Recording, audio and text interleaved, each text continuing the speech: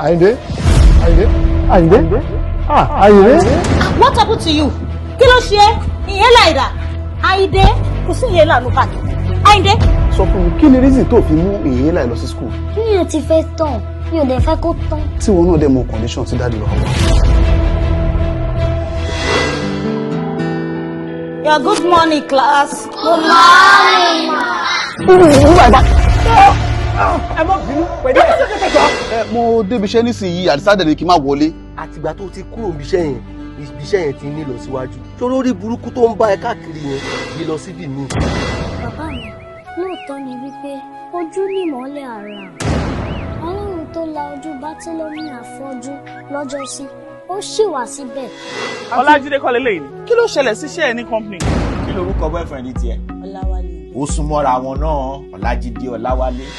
Pé Ọlájídé oúnjẹ ó lọ lẹ́nu, òun bẹ nílé ya mi. Bí nǹkan kan bá ṣe òun, Ọlájídé ní ẹ̀bùsọ̀. Tọ́ọ̀ bá dìde ní tó wa wọn bá tiẹ̀ jẹ́ mọ́lẹ̀. Ta ló ní máìnà? Àrò bíyá kámẹ́rà wà lára ẹ̀. Wọ́n fẹ́ sẹ́ẹ̀tì olúwa ẹ̀ ọ́ọ̀bù. Ọlọ́mọdé àdí kò ṣe dáadáa. Olúwa ẹ̀ ó lọ yóò wá bẹ̀ sí ní ṣe rẹ́kọ́ọ̀dù.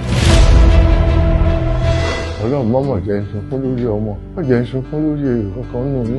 Tá bá fi máa rọ́jọ́ méjì mẹ́ta nísìnyí, ó máa jiná, má dẹ̀ bẹ̀rẹ̀ ibi iṣẹ́ padà. Eléyìí ò máa ń ṣe kékeré, eléyìí pọ̀. Kí ló ṣe ẹ́? Mi ì mọ bí mo ṣe sọ káàdì yẹn nù. In fact, ọjọ́ tẹ fún mi lọ́wọ́ ni mo misplace ẹ̀.